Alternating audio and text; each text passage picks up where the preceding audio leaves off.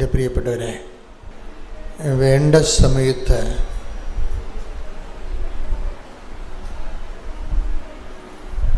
കരുണയും കൃപാവരവും ലഭിക്കുന്നതിനായി നമുക്ക് കൃപയുടെ സിംഹാസനത്തെ സമീപിക്കാം. ഉടമ്പടി ജീവിതവുമായി ബന്ധപ്പെട്ട പ്രധാനപ്പെട്ട ഒരു വെളിപാട് വചനമാണിത്.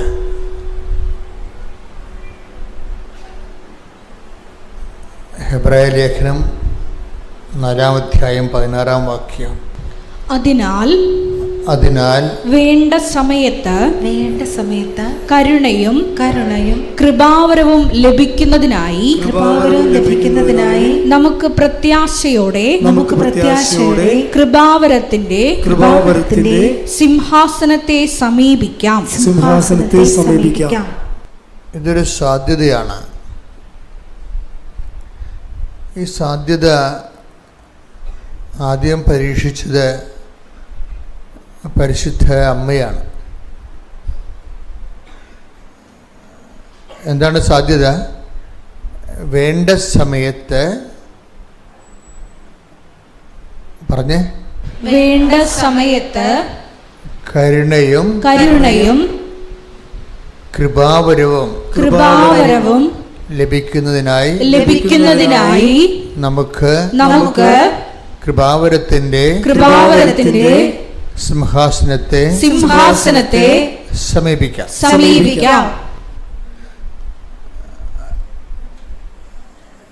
അപ്പൊ കൃപാവരത്തിന്റെ സിംഹാസനം എന്ന് പറയുന്നത് ഈശോയാണ്. ഈശോയെ സമീപിക്കാവുന്നാണ് പറയണത്. എന്താണ് വേണ്ട സമയത്ത് എന്തൊക്കെയാണ് നമുക്ക് ലഭിക്കേണ്ടത്? കരുണയും കൃപാവരവും. കരുണ എന്ന് പറയുമ്പോൾ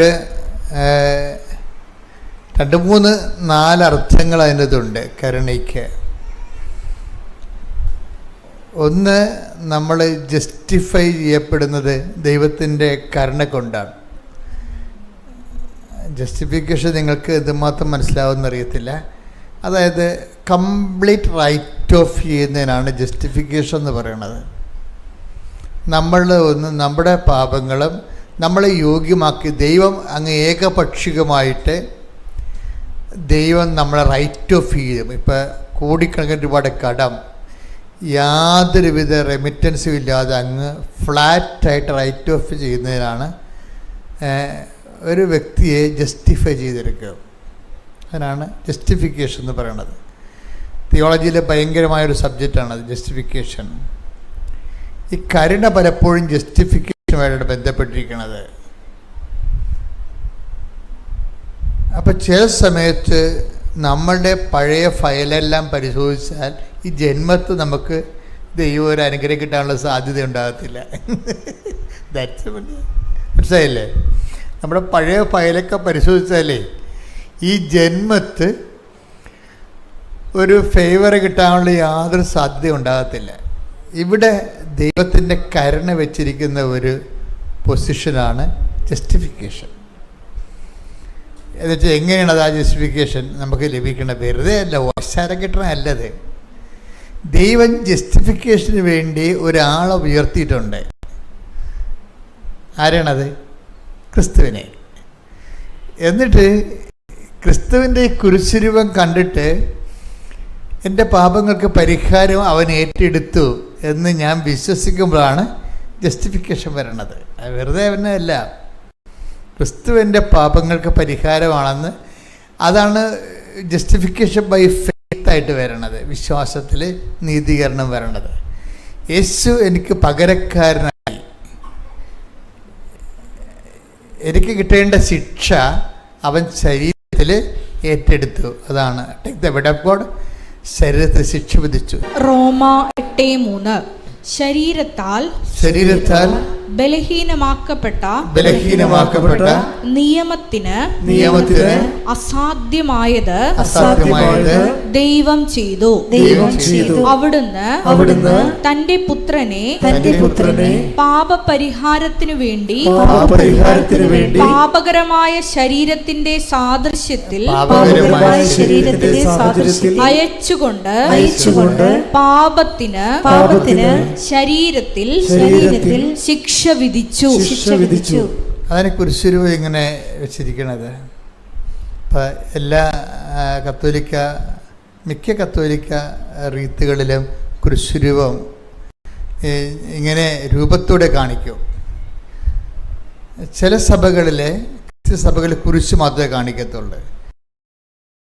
ഓർത്തഡോക്സ് സഭയിലൊക്കെ കുരിശ് പീഡാനുഭവം അനുഭവിച്ച പഞ്ചക്ഷതങ്ങളെ കാണിക്കും, മുൾക്കിരീടത്തെ കാണിക്കും, തിരുവിലാലും മുറിവ് ഇങ്ങനെ തുറന്നു കിടക്കണ കാണിക്കും. എന്താ കാര്യം? ഇത് കണ്ടുകൊണ്ടാണ് അവന് ഭാവിക്കണമെന്നൊരു വചനമുണ്ട്. ആണിത് വരണത്. അവിടുന്ന്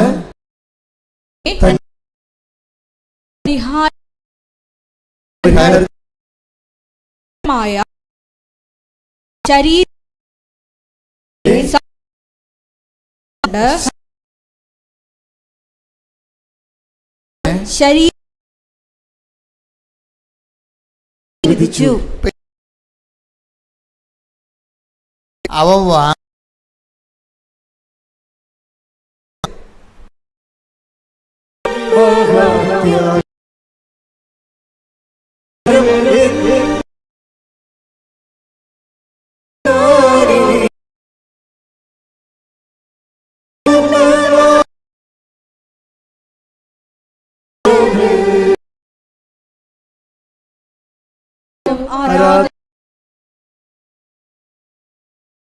പരമ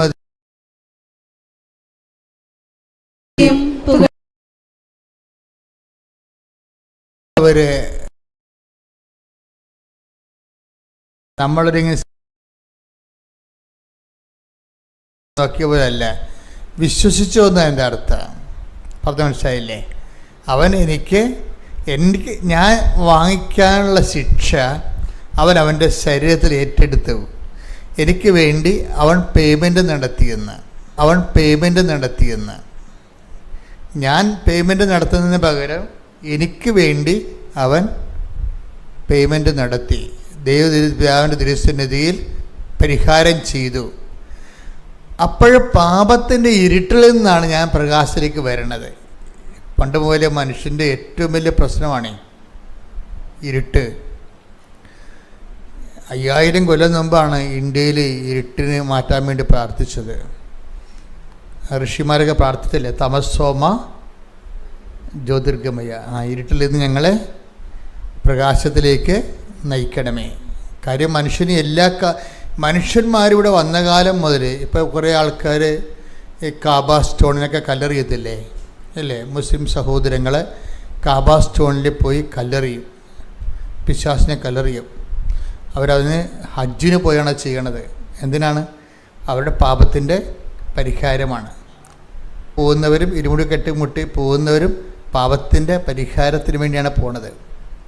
അപ്പോൾ ഈ മനുഷ്യന്മാർ ഏത് മതത്തിൽപ്പെട്ടായാലും പാപം തന്നെയാണ്, അതിന് മാറ്റമൊന്നുമില്ല.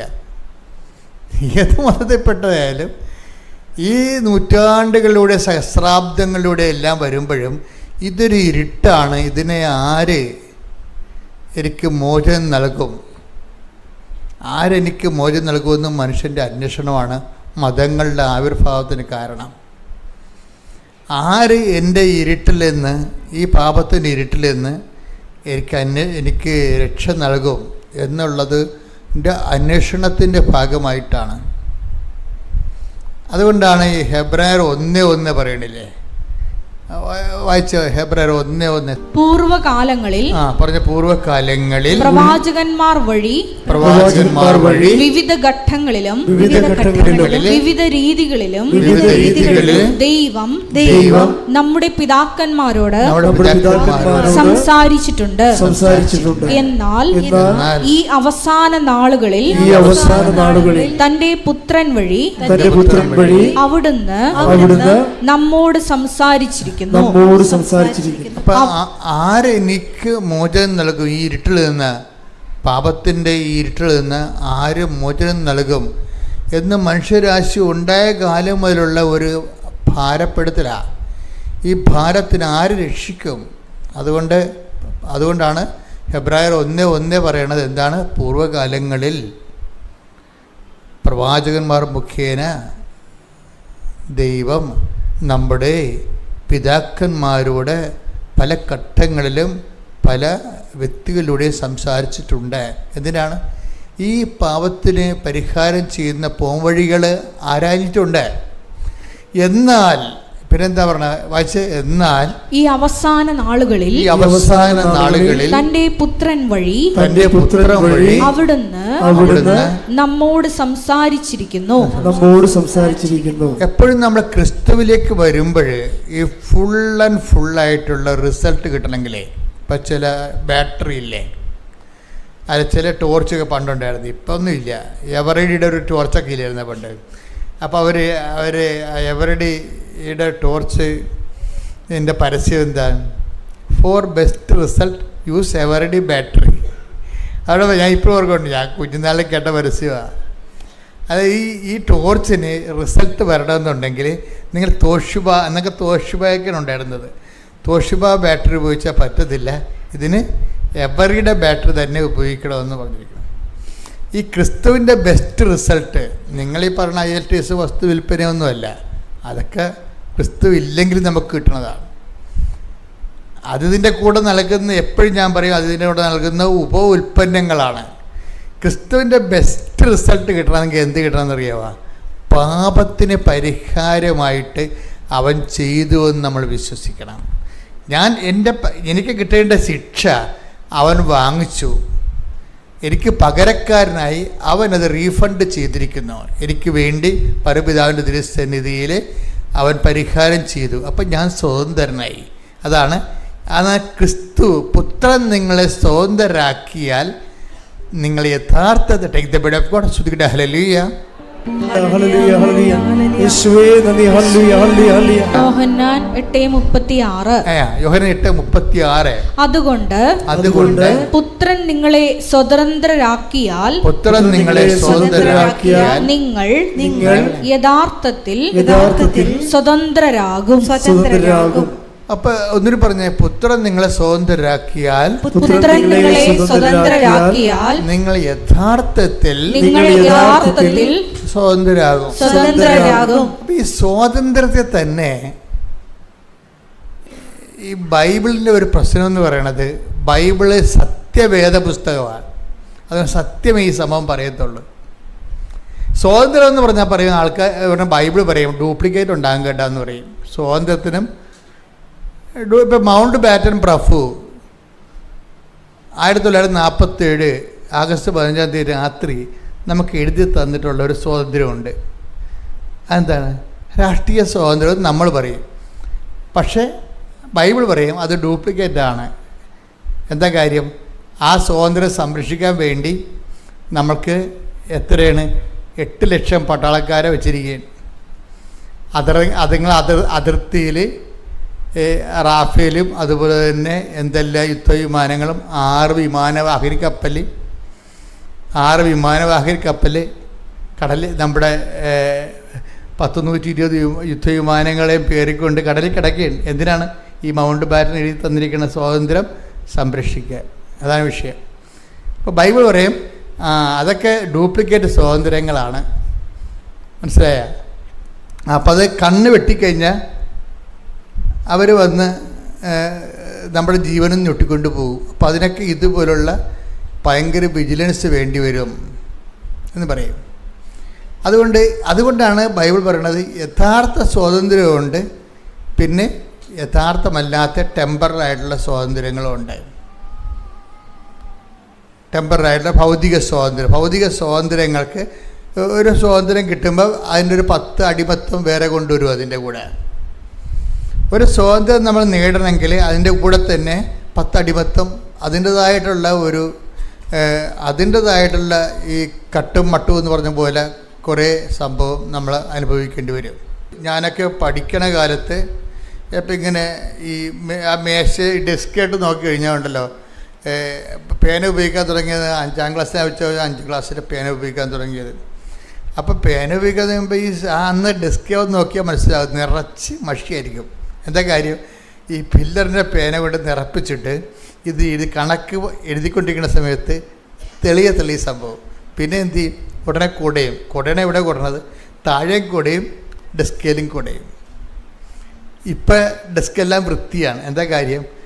ആ നിബ്ബ് പേനയുടെ കാലം കഴിഞ്ഞു. അന്ന് അതേ ഉണ്ടായിരുന്നുള്ളൂ, അത് നമ്മൾ യൂസ് ചെയ്തു. പിന്നീടാണ് ബാൾ പെൻ വന്നത്. ഇപ്പം പുടച്ചൊന്നുമില്ല. അപ്പോൾ ഇങ്ങനെ ഓരോരോ കാലത്ത് ഓരോരോ സംഭവങ്ങൾ വരും. അപ്പം സ്യൂട്ടബിൾ ആയതുകൊണ്ട് നമ്മൾ അപ്പം ഉപയോഗിക്കുന്നു. മനുഷ്യരാശി വീണ്ടും നന്മയ്ക്ക് പുതിയതിന് വേണ്ടിയും കുറച്ചുകൂടി ഫലപ്രദമായതിനു വേണ്ടി മുന്നോട്ട് പോയിക്കൊണ്ടിരിക്കുന്നു. ഇങ്ങനെ ഒരു കൊണ്ടുപോക്കിലെ സ്വാഭാവികമായിട്ട് വെച്ച് മാറൽ ഇങ്ങനെ കാലത്തിലൂടെ ഇങ്ങനെ വെച്ച് മാറൽ നടന്നുകൊണ്ടിരിക്കും. വെച്ച് മാറാൻ പറ്റാത്ത ഒരു സംഭവം എന്താണ്? ക്രിസ്തു മാത്രമാണ്. കൈയടിച്ച് ശ്രുതിക്കട്ടെ.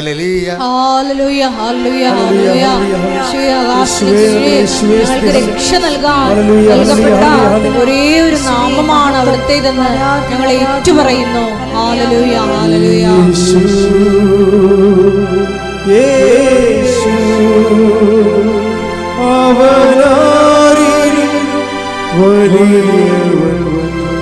ഒരുമിച്ച് പാടുക. യേശു യേശു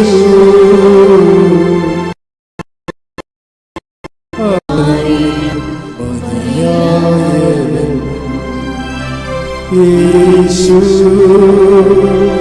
യേശു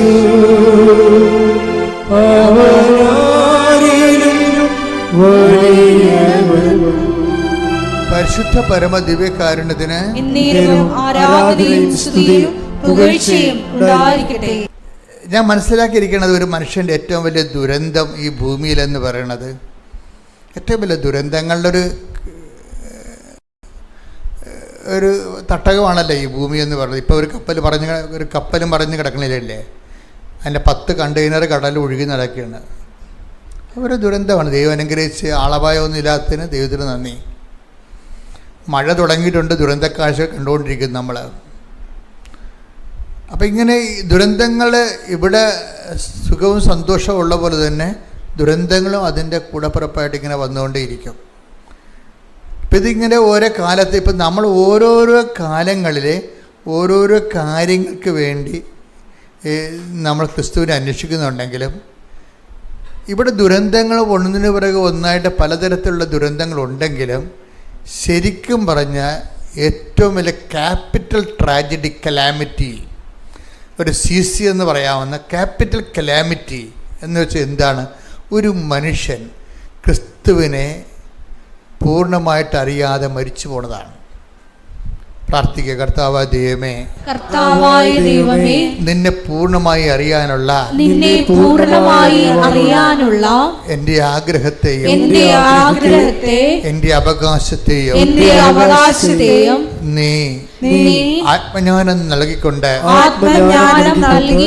അഭിഷേകം നൽകണമേ. ശ്രുതിക്കട്ടെ. ഹല്ലേലൂയ. മഹത്വം മഹത്വം, ആരാധന ആരാധന. ദൈവപിതാവേ നന്ദി. ഹല്ലേലൂയ ഹല്ലേലൂയ ഹല്ലേലൂയ. ദൈവശികൊണ്ട്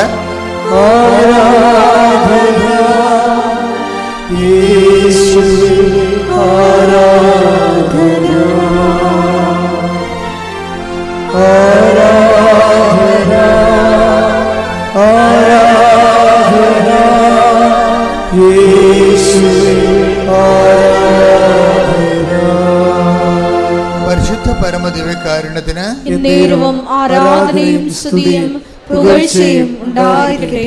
പരിശുദ്ധാത്മാ പറയണമെന്ന് വെച്ചാൽ നിങ്ങളെ ക്രിസ്തുവിൽ നിന്ന് ദൈവം ഉദ്ദേശിക്കുന്നത് നിങ്ങൾ ഉദ്ദേശിക്കണമെന്നാണ് പറയണത്. മനസ്സിലായ?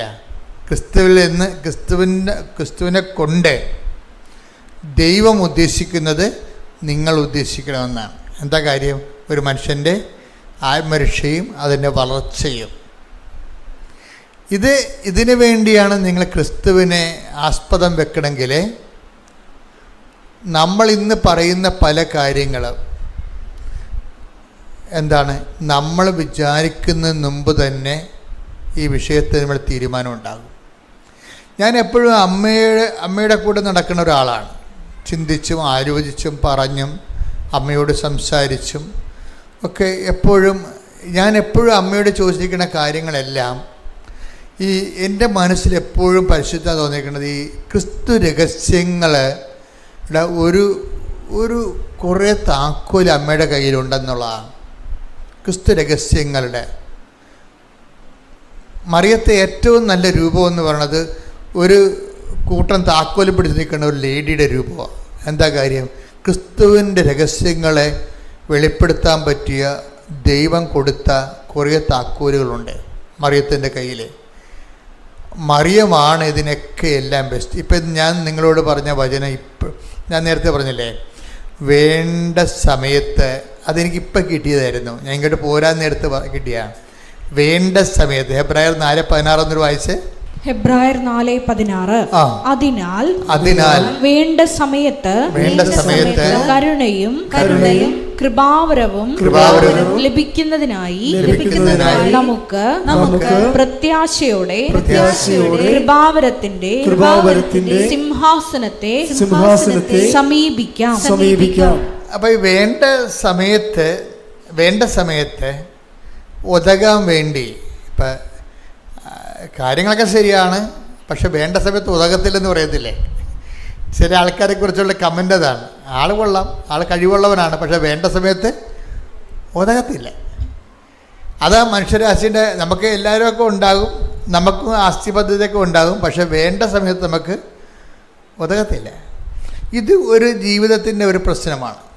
വേണ്ട സമയത്ത് എല്ലാവരും ഉണ്ട്, പക്ഷെ വേണ്ട സമയത്ത് ഉതകത്തില്ല. അതുകൊണ്ടാണ് മനുഷ്യൻ പറയണത് അകലത്തെ ബന്ധുവിനേക്കാൾ നല്ലതാണ് അയലത്തെ ശത്രു. അത് വേണ്ട സമയത്ത് ഉതകണം അവനായിരിക്കും, ബന്ധുവൊക്കെ ആയിരിക്കും, പക്ഷേ വേണ്ട സമയത്ത് വേണ്ട സമയത്ത് എന്ന് പറയണത് ആണ് ഉതകണമെങ്കിൽ വേണ്ട സമയത്ത് തന്നെ ഉതകണം. അത് കഴിഞ്ഞിട്ട് ഉതകിയിട്ട് കാര്യമില്ല. ഇപ്പം ഒരു ചേട്ടൻ ഒരു ദിവസം എന്നോട് പറഞ്ഞേ, എൻ്റെ അച്ഛാ, ഇതിനിപ്പം നമ്മുടെ മെഡിക്കൽ സ്റ്റോറിൽ ഒക്കെ വളരെ വില കുറവാണ് ഈ മരുന്നിന്. പക്ഷേ എൻ്റെ അമ്മയ്ക്ക് ഈ രോഗം വന്നപ്പോഴേ ഈ മരുന്ന് ജർമ്മനിയിലേ ഉണ്ടായിരുന്നുള്ളൂ.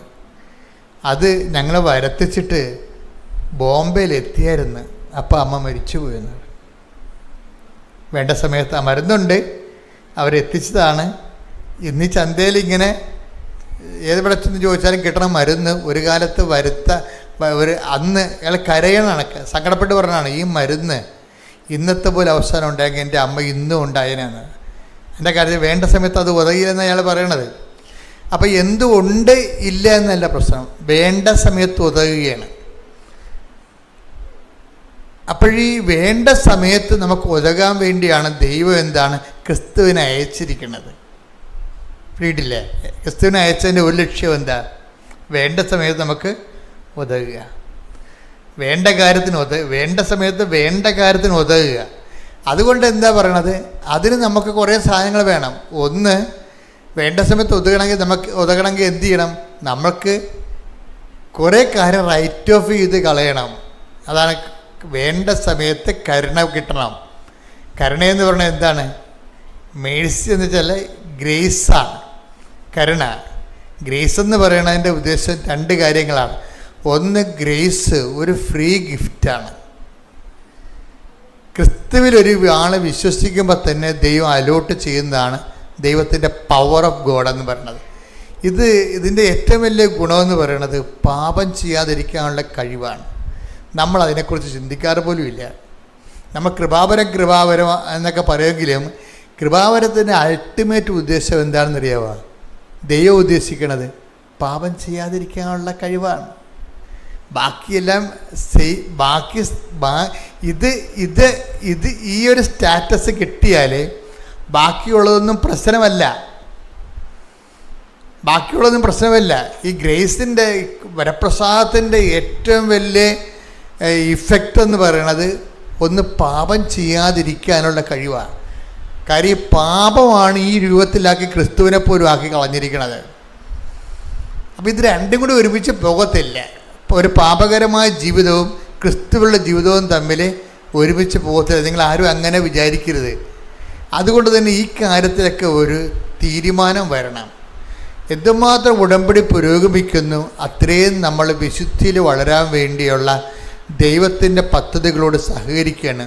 പറഞ്ഞേ, എന്തുമാത്രം നമ്മൾ ഉടമ്പടിയിൽ പുരോഗമിക്കുന്നു അത്രയും നമ്മൾ വിശുദ്ധി വളരാനുള്ള ദൈവത്തിന്റെ പദ്ധതികളോട് സഹകരിക്കുകയാണ്. ദൈവത്തിന്റെ ഒരു പദ്ധതി കൊണ്ട് എന്താണ് കാര്യം? നമ്മൾ വിശുദ്ധിയിൽ വളരണം. അപ്പോൾ ആ പദ്ധതിയോടുള്ള സഹകരണമാണ് ഈ ഉടമ്പടി. അമ്മ എന്താ ചെയ്യണത്? ഈ വേണ്ട സമയത്ത് നമുക്ക് കരുണയും കൃപാവരവും ലഭിക്കുന്നതിന് വേണ്ടി കൃപാവരത്തിന്റെ സിംഹാസനത്തെ സമീപിക്കാം. അപ്പൊ ഈ കൃപാവരത്തിന്റെ സിംഹാസനത്തെ വേണ്ട സമയത്ത് ദൈവത്തിൻ്റെ കരുണ ലഭിക്കാൻ വേണ്ടി ആദ്യം സമീപിച്ചത് ആരാണ്? അമ്മയാണ്. ഇല്ല, ഇതാണ് എന്നോട് ഇപ്പം പറഞ്ഞത്. ഇങ്ങോട്ട് കയറാൻ നേരത്ത് പറഞ്ഞ ഇതാണ്. ഈ കൃപാവരത്തിൻ്റെ ഈ ഹെബ്രായർ 4:16 അനുസരിച്ചുകൊണ്ട് ഒരു മനുഷ്യൻ്റെ വേണ്ട സമയത്ത് അവന് ദൈവത്തിൻ്റെ കരുണ ലഭിക്കാൻ വേണ്ടി ദൈവത്തിൻ്റെ കൃപാവരം ലഭിക്കാൻ വേണ്ടി കൃപാവരത്തിൻ്റെ സിംഹാസനമായ ക്രിസ്തുവിനെ ആദ്യം സമീപിച്ചത് ആരാണ്? അമ്മയാണ്. അതാണ് അവർക്ക് വീഞ്ഞില്ല എന്ന് പറയണത്. മനസ്സിലായില്ലേ? ആദ്യം സമീപിച്ചത് ആദ്യത്തെ സമീപനമാണ്. ഇതുകൊണ്ടാണ് നമ്മുടെ ക്രിസ്തുവിലുള്ള ജീവിതത്തിൻ്റെ ഒരു മെൻറ്റർ എന്ന് പറയുന്നത് ആരാണ്? ഒരു ക്രിസ്ത്യൻ ലൈഫിൻ്റെ മെൻറ്റർ ആരാണ്? മറിയമാണ് ശരിക്കും. ഇപ്പം ഞാൻ നിങ്ങളുടെ ആദ്യം പറഞ്ഞ വചനമുണ്ടല്ലോ, എന്താണ്? ഹെബ്രായർ 1:1 വായിച്ചോ, ഒന്നുകൂടി വായിച്ചേ. പൂർവകാലങ്ങളിൽ പ്രവാചകന്മാർ വഴി വിവിധ ഘട്ടങ്ങളിലും വിവിധ രീതികളിലും ദൈവം നമ്മുടെ പിതാക്കന്മാരോട് സംസാരിച്ചിട്ടുണ്ട്. എന്നാൽ ഈ അവസാന നാളുകളിൽ തന്റെ പുത്രൻ വഴി അവിടുന്ന് നമ്മോട് സംസാരിച്ചിരിക്കുന്നു. അപ്പൊ ഇത് നമ്മൾ അതായത് ഈ വികസനത്തിന്റെ അവസാന വണ്ടി എന്ന് പറഞ്ഞിട്ട് ഞങ്ങള് ഈ നമ്മുടെ AK ആന്റണി സാറ് മുഖ്യമന്ത്രിയായിരുന്ന കാലത്ത്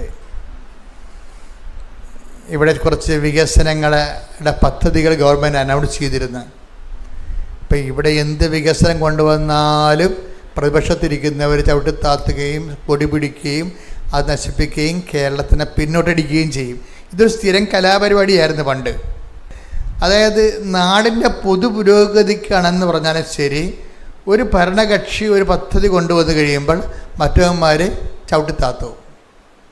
അങ്ങനെ ചവിട്ടിത്താത്തി അവസാനം ആൻ്റണി മുടിഞ്ഞ് ഇനി നടക്കത്തില്ലെന്ന് കണ്ട. ഇനി ഒന്നും ചെയ്തിട്ട് കാര്യം, ഇനി സമയം കിട്ടുന്നപ്പോൾ പുള്ളിക്കാരൻ പറഞ്ഞാണ് ഇത് വികസനത്തിൻ്റെ അവസാനത്തെ വണ്ടിയാണെന്ന്.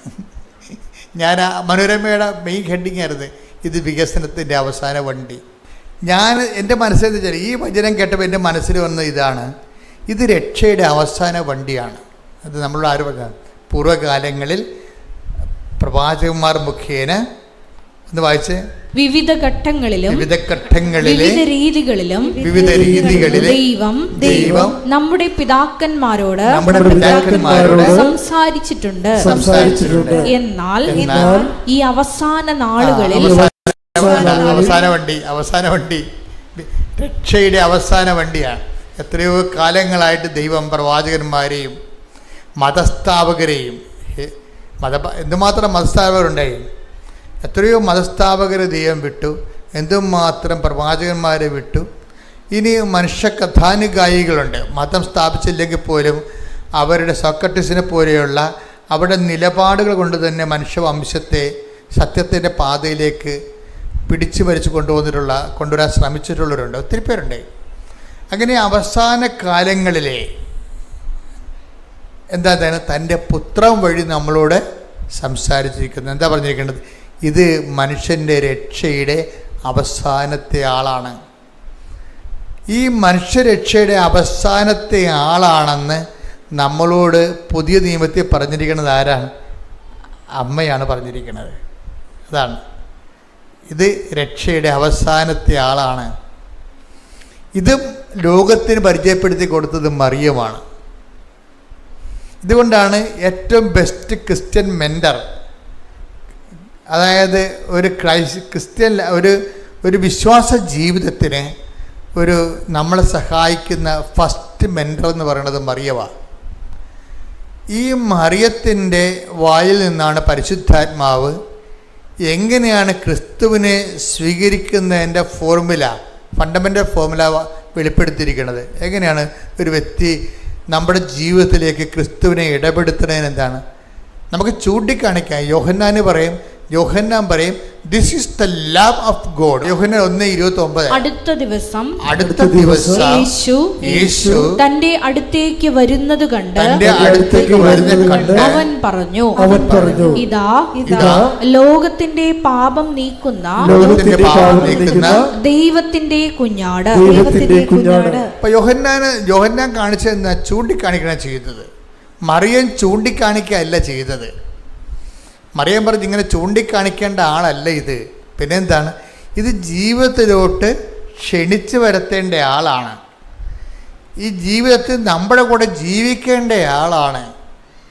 ഈ ആൾ നമ്മുടെ കൂടെ ജീവിച്ചു കഴിഞ്ഞാൽ ഇനി ലോകത്തിലുള്ള എല്ലാ വാഗ്ദാനങ്ങളും ഇവനിലാണ്. അതെ, take the bed of God, എല്ലാ വാഗ്ദാനങ്ങളും. 2 Corinthians 1:20. ദൈവത്തിന്റെ സകല വാഗ്ദാനങ്ങളും ക്രിസ്തുവിൽ അതേ എന്ന് തന്നെ. അതായത് അവസാന വണ്ടിയാണ്. അവസാന വണ്ടി എന്ന് പറയുമ്പോൾ കാരിക്കടിച്ച് വന്നിരിക്കണതല്ല, എല്ലാത്തിനും സമാധാനം പറഞ്ഞിരിക്കുന്ന, എല്ലാത്തിൻ്റെയും ആൻസറായിട്ടാണ് എൻ്റെ ഉള്ളത്. മനുഷ്യരാശി ഉഴലുന്ന ആധ്യാത്മികവും ഭൗതികവുമായിട്ടുള്ള എല്ലാത്തിൻ്റെ ആൻസറാണ്. അതാണ് ജീസസ് ഇസ് ദ ആൻസർ എന്ന് പറയുന്നത്. നമ്മൾ എടുത്ത് ചില സ്റ്റിക്കറെ കണ്ടിട്ടില്ലേ, Jesus is the answer. Jesus is the answer for all questions ആണ്. ഭൗതികവും ആത്മീയവുമായ മനുഷ്യൻ്റെ എല്ലാവിധ ആശങ്കകളുടെയും ചോദ്യങ്ങൾക്ക് ഉത്തരവാണ്. അതുകൊണ്ടാണ് 2 Corinthians 1:20 പറയണത്, ക്രിസ്തു പറഞ്ഞ സകല വാഗ്ദാനങ്ങളും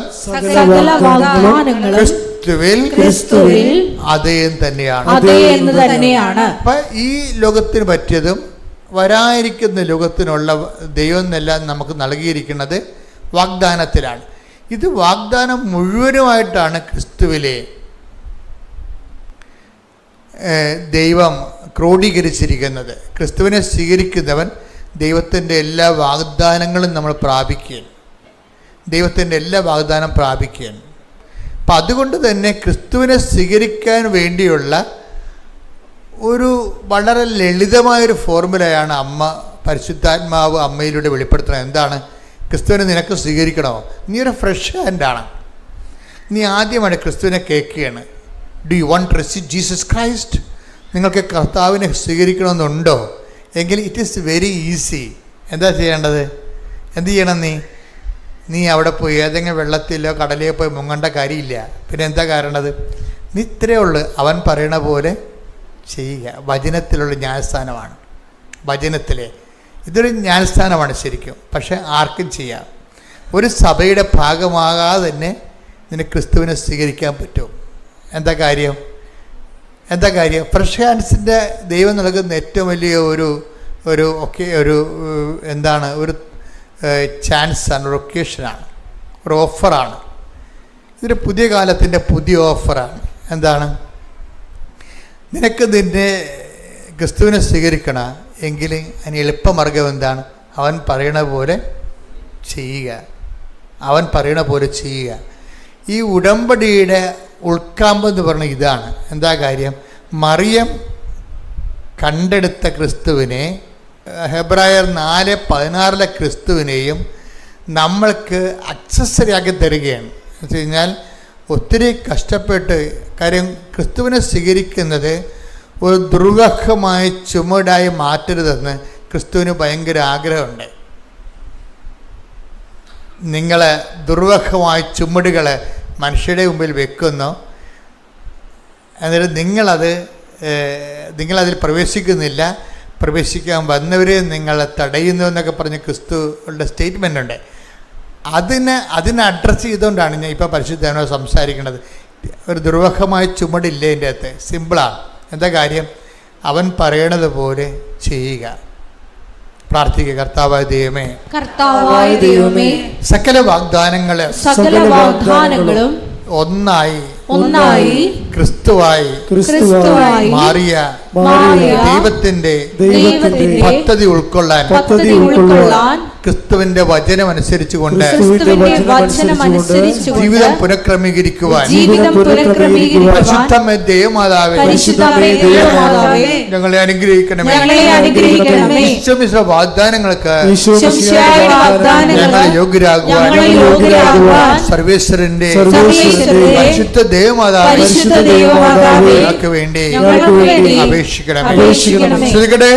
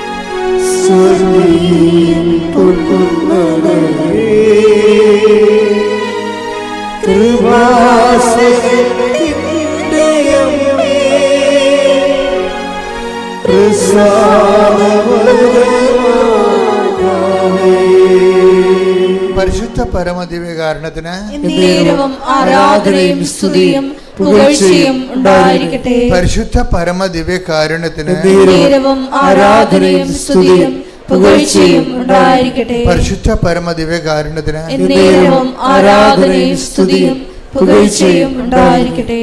ഇത് ഞാൻ പറഞ്ഞപ്പോഴും നിങ്ങൾക്ക് കുറച്ച് പേർക്ക് സങ്കീർണമായി തോന്നിയായിരിക്കും. പക്ഷെ സങ്കീർണമായി തോന്നേണ്ട കാര്യമില്ല. ഞാൻ വളരെ ലളിതമായിട്ടാണ് സംസാരിച്ചത്. ഈ വിഷയം ഭയങ്കര ടോപ്പായിട്ടുള്ള കോംപ്ലിക്കേറ്റഡ് ആയിട്ടുള്ള സബ്ജക്റ്റ് ആണെങ്കിലും ഞാൻ നിങ്ങളോട് സംസാരിച്ചത് എന്താണ്? അവൻ പറയണ പോലെ get Jesus and get saved. Receive Jesus and get saved. യേശുവിനെ സ്വീകരിക്കുക, നിത്യരക്ഷ പ്രാപിക്കുക. അതിനെന്ത് ചെയ്യണം?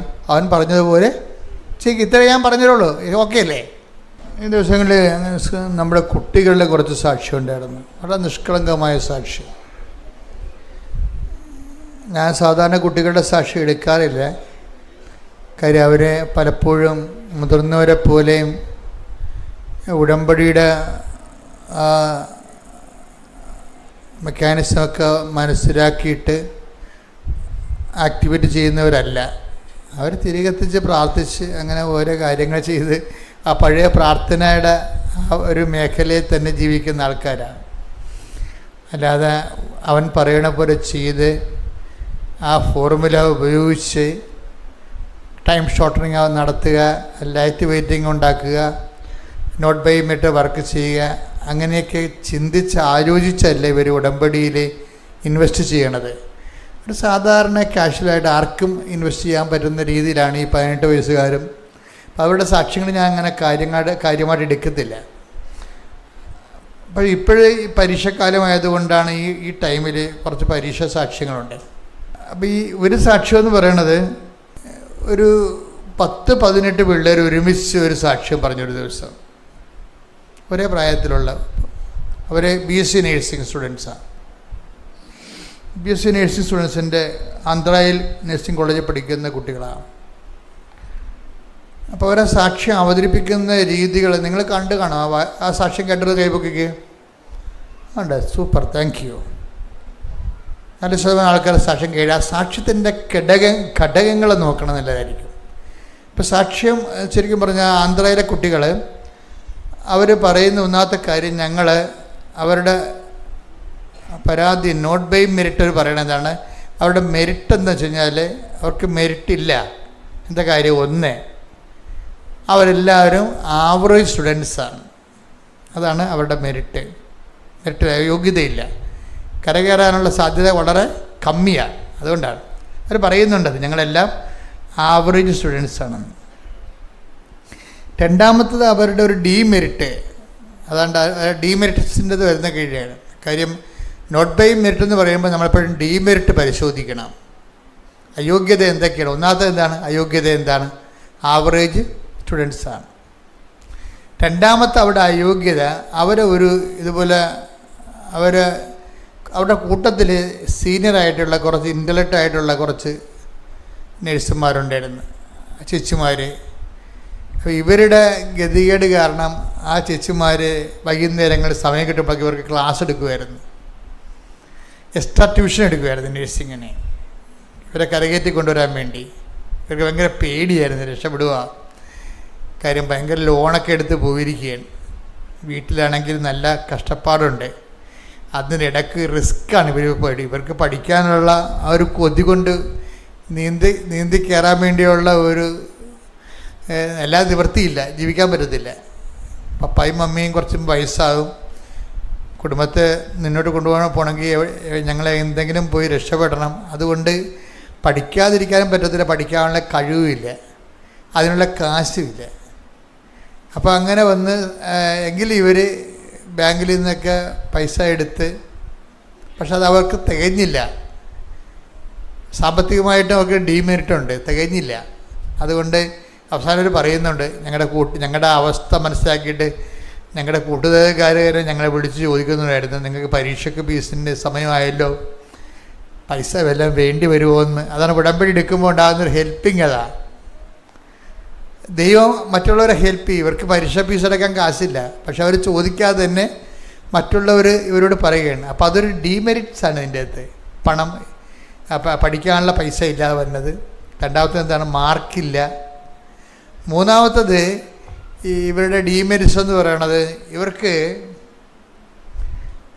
ഇവരൊരു മെൻറ്ററിനെ പോലെ പഠിപ്പിച്ചുകൊണ്ടിരുന്ന സീനിയേഴ്സുണ്ട്. സീനിയേഴ്സിൻ്റെ ഡ്യൂട്ടി ടൈം മാറിപ്പോയി. ഇവർ ഫ്രീ ആകുമ്പോൾ അവർ ഫ്രീ ആകത്തില്ല, അവർക്ക് ഡ്യൂട്ടി ആവും. അത് പരീക്ഷയുടെ സമയം വന്നപ്പോഴാണ് ഇങ്ങനെ വന്ന ഒരു പ്രശ്നം വന്നത്. യുദ്ധം നടക്കാൻ പോകുമ്പോഴാണ് കുതിരപ്പടയാളികളെ കാണാതിരിക്കണമെന്ന അവസ്ഥയാണ്. യുദ്ധം നടക്കാൻ പോകുമ്പോഴാണ് കാണാത്തത്. ഇപ്പോൾ ഈ പരീക്ഷ തുടങ്ങണ ഒരു 2 ആഴ്ച ആയപ്പോൾ തന്നെ ഡ്യൂട്ടി ടൈമെല്ലാം ചേഞ്ച് ചെയ്തു പോയി. ഇവരെ തമ്മിൽ പോലും കാണാൻ പറ്റാത്ത അവസ്ഥയായി. തമ്മിൽ കാണാൻ 3 ഡീമെറിറ്റ്സ് വന്നു. ഇപ്പോൾ ഈ 3 ഡീമെറിറ്റ്സ്, ഒന്ന് സാമ്പത്തികമാണ്, രണ്ടാമത്തത് അവരുടെ ആവറേജ്, മൂന്നാമത്തത് അവരെ പഠിപ്പിച്ച ആളിൻ്റെ ഡ്യൂട്ടി മാറി, എല്ലാം ഒന്നിനൊന്ന് താഴേക്ക് തട്ടി താഴേക്ക് പോണ അവസ്ഥയാണ്. ഈ ഡീമെറിറ്റ്സിലാണ് ഇവർ ഉടമ്പടി ചെയ്യണത് മാതാവുമായിട്ട്. എന്നിട്ട് മാതാവിനോട് പറയും, അമ്മേ ഇത്രയും പ്രശ്നങ്ങളുണ്ട്, കര കയറിയില്ലെങ്കിൽ ഞങ്ങളുടെ കുടുംബം തീർന്ന്, കര കയറാനുള്ള അമ്പിറിവില്ല, അപ്പം അമ്മ മാത്രമേ അഭയമുള്ളൂ. ഇതാണ് നോട്ട് ബൈ മെറിറ്റ് എന്ന് പറയുന്ന സംഭവം. അപ്പോൾ ഇവർക്കിങ്ങനെ ഇത് പഠിപ്പിക്കാൻ ആരുമില്ലാത്തത് കൊണ്ട്, അവർക്ക് പല ചാപ്റ്റേഴ്സും മനസ്സിലാകാത്തത് കൊണ്ട് ഇവർ പരീക്ഷയുടെ ദിവസം രാത്രിയായപ്പോൾ പഠിത്തം നിർത്തിയവർ. കാര്യം ഇനി മുന്നോട്ട് നീന്തിയാൽ കയറത്തില്ലെന്ന് പറയും. അപ്പോൾ നീന്തി പോകുമ്പോൾ നമ്മൾ തളരത്തില്ലേ. അപ്പോൾ ചില ആൾക്കാർ വരൂർ രക്ഷിക്കണമെങ്കിൽ കൈപൊക്കാൻ വേണ്ടി കൈപൊക്കി കാണിച്ചിട്ട് ചിലപ്പോൾ ചിലർ രക്ഷിക്കും, ചിലരെങ്കിൽ മുങ്ങിപ്പോവും. അങ്ങനെയാണ്. അതുപോലെ ഇവർക്ക് പഠിക്കാൻ പറ്റാത്ത കണ്ടീഷനായി. അപ്പോൾ ഇവരെന്നാ ചെയ്ത്, ഹോസ്റ്റലിൽ മാതാവിൻ്റെ രൂപത്തിൻ്റെ മുമ്പിൽ എല്ലാവരും കൂടി ഇത് കരഞ്ഞ് അവരുടെ ജീവിത പ്രശ്നം കേൾക്കണമേ. അപ്പം അവരുടെ വലിയ പ്രശ്നം അവരുടെ പ്രശ്നമാണ് ശരിക്കും, അത് അവർക്ക് വലിയ പ്രശ്നമാണത്. അമ്മ പറഞ്ഞു, അമ്മ അല്ലാതെ വേറെ ഒരു മാർഗ്ഗമില്ല, ഞങ്ങൾ ഇങ്ങനെ സിങ്കായിക്കൊണ്ടിരിക്കുകയാണ്, ഈ പരീക്ഷ അമ്മ എഴുതണം, ഞങ്ങൾ അമ്മ തോറ്റ പോലെ ഞങ്ങൾ കണക്കാക്കുമെന്ന്. പ്രാർത്ഥനയൊക്കെ ഭയങ്കര രസമാണ്, ഇവരുടെയൊക്കെ പ്രാർത്ഥന രസമാണ് കേൾക്കാൻ. അതായത് ഈ പരീക്ഷ അമ്മ എഴുതണം, ഞങ്ങൾ അമ്മ തോറ്റ പോലെ കണക്കാക്കും, അപ്പം അമ്മ തോക്കരുത്. അപ്പം പട്ടാങ്ങിയാണ് ശരിക്കും പറഞ്ഞാൽ, അവസാനം പട്ടാങ്ങിയാണ്. ആ പ്രായക്കാരുടെ ഒരു പ്രാർത്ഥനയല്ലേ, നിവർത്തിയില്ല വരുമ്പോൾ എല്ലാവരും ഇങ്ങനെ പ്രാർത്ഥിച്ചു പോകും. പക്ഷെ അതിൻ്റെ അകത്ത് വരുന്ന ഒരു എളിമയുണ്ട്, ഒരു വിനയമുണ്ട്. ദൈവതിരുസന്നിധിയിൽ കൊണ്ടുവന്ന് വാള് വെച്ച് കീഴടങ്ങുകയാണ്. എന്താണ്? ഞങ്ങൾ തോറ്റാൽ അമ്മ തോറ്റപ്പോയാവും, ഞങ്ങൾക്ക് വേറെ അമ്മയല്ലാതെ വേറെ ഇത് എപ്പോഴും നമ്മൾ ശ്രദ്ധിക്കേണ്ട വിഷയമാണ്. നമ്മുടെ അതുകൊണ്ടാണ് ഈ യോഹന്നാൻ 5:7 ഒരാളില്ലേ, ആ തറവായ രോഗിയായിട്ട് കിടക്കുന്ന ഒരാളില്ലേ, അയാളോട് കർത്താവ് 38 വർഷമായിട്ട് അവിടെ കിടക്കുകയാണ് അയാളോട് കർത്താവ് ചോദിക്കണത് എന്താണെന്നറിയാം? അതിൻ്റെ അവലംബങ്ങളെക്കുറിച്ചാണ് ചോദിക്കണത്. നിനക്ക് ആരുണ്ടെന്നാണ് ചോദിക്കണത്. അങ്ങനെ നേരെ ചോദിക്കണില്ല, അതിന് പകരം എന്താ ചെയ്യണത്? സുഖം പ്രാപിക്കാൻ നിനക്ക് ആഗ്രഹമുണ്ടോ എന്നാണ് ചോദിക്കണത്. അപ്പോൾ അയാൾ പറയും, ആഗ്രഹം ഉണ്ടായിട്ട് എന്ത് പ്രയോജനം, ആഗ്രഹം കൊണ്ടൊന്നും വർക്ക് ചെയ്യത്തില്ല, ആളില്ലെന്ന് പറയും. അത് അയാളുള്ള കാര്യം ഒന്ന് വായിച്ചത് യോഹന്നാൻ 5:6. യോഹന്നാൻ 5:6. അവൻ അവിടെ കിടക്കുന്നത് യേശു കണ്ടു. അവൻ വളരെ നാളായി കിടപ്പിലാണെന്ന് അറിഞ്ഞ് യേശു ചോദിച്ചു, സുഖം പ്രാപിക്കാൻ നിനക്ക് ആഗ്രഹമുണ്ടോ? അവൻ പറഞ്ഞു, കർത്താവേ, വെള്ളമിളകുമ്പോൾ എന്നെ കുളത്തിലേക്ക് ഇറക്കാൻ ആരുമില്ല. ഞാൻ എത്തുമ്പോഴേക്കും മറ്റൊരുവൻ വെള്ളത്തിൽ ഇറങ്ങിക്കഴിഞ്ഞിരിക്കും. അപ്പൊ എന്താ വിഷയം എന്ന് പറഞ്ഞത്? ഇയാളെ സുഖം പ്രാപിക്കാൻ നിനക്ക് ആഗ്രഹമുണ്ടോ എന്ന് ചോദിക്കുമ്പോൾ അയാൾ പറയുന്ന മറുപടി എന്താണ്? ഈ 38 വർഷവും ഞാൻ എൻ്റെ രീതി പരിശ്രമിക്കുന്നുണ്ടായിരുന്നു. അയാളുടെ പരിശ്രമം പറയുന്നുണ്ട് അയാൾ അതിൻ്റെ അകത്ത്. ഈ 38 വർഷവും ഞാനിങ്ങനെ വെള്ളമിളകുമ്പോൾ എന്നെ ആരെങ്കിലുമൊക്കെ ഞാൻ കയ്യും കാലും പിടിച്ചിട്ട് എന്നെ രക്ഷപ്പെടുത്താൻ പറയും. അവരെങ്ങനെ എന്നെ കുളത്തിലേക്ക് ഇറക്കും. പക്ഷേ ആ കുളത്തിൽ മാലാഖ ഇറക്കി വെള്ളം ഇളകണ സമയത്താണ് സുഖപ്പെടുന്നത്. പലരും സുഖപ്പെടും, പക്ഷേ ഇയാൾ സുഖപ്പെടത്തില്ല. അങ്ങനെ ആ നാട്ടിലുള്ള ആൾക്കാരെല്ലാം ഇയാളെ സഹായിക്കാവുന്നവരൊക്കെ സഹായിച്ച് തീർന്ന് ഇനി ആരും സഹായിക്കാനില്ല. അവൻ്റെ കാര്യത്തിൽ നോക്കില്ല, അവൻ എണ്ണം കെട്ടവനാണ്, പ്രാക്കപ്പെട്ടവൻ. അവനെ കൊണ്ടുപോയത് ബാക്കിയുള്ളവർ കൂടി സുഖപ്പെടുത്തുന്ന ഇയാളെ തള്ളിക്കളഞ്ഞ് ഇയാളിങ്ങനെ പരിശ്രമിച്ച് പരാജയപ്പെട്ട ഒരാളാണ്. അതയാൾ പറയുന്നുണ്ട്, ഞാൻ 38 കൊല്ലമായിട്ട് പരിശ്രമമാണ്, ഓരോ കര കയറാൻ വേണ്ടിയുള്ള പരിശ്രമമാണ്. ഇപ്പം നിങ്ങളൊക്കെ പറയത്തില്ലേ, കെട്ടി വന്ന കാലം മുതൽ കര കയറാൻ വേണ്ടി, കുടുംബത്തെ കരകയറ്റാൻ വേണ്ടിയുള്ള പരിശ്രമമാണെന്ന്. അത് തന്നെ അതിൻ്റെ സംഭവം. കെട്ടി വന്ന കാലം മുതൽ ഈ കുടുംബത്തിനെ കരകയറ്റാൻ വേണ്ടിയുള്ള പരിശ്രമമാണ്.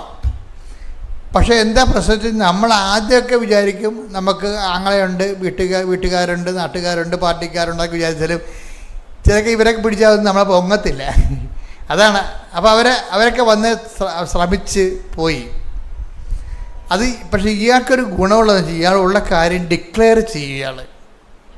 ഡിക്ലറേഷൻ ഒരു പ്രധാനപ്പെട്ട കാര്യമാണ്.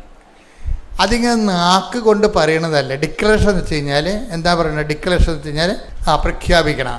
അതെന്ന് വെച്ച് കഴിഞ്ഞാൽ നമ്മളുടെ അവസ്ഥ നമ്മൾ പറയണം.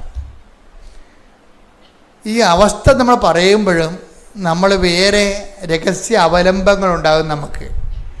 ഇവിടെയാണ് പ്രാർത്ഥന ബ്ലോക്കാകുന്നത്. നമ്മൾ അവസ്ഥ പറയും, എന്നാലും പറയും സാരമില്ല, 5 സെൻറ്റ് സ്ഥലം അപ്പുറത്ത് കിടപ്പുണ്ട്, ഭാഗവടപ്പടി അപ്പം ചെയ്യുമ്പോൾ കിട്ടും. അനിയത്തിനെ കെട്ടിച്ച് വിട്ടാൽ അപ്പം ഭാഗവടപ്പടി ചെയ്യാമെന്ന് പറഞ്ഞിട്ടുണ്ട്.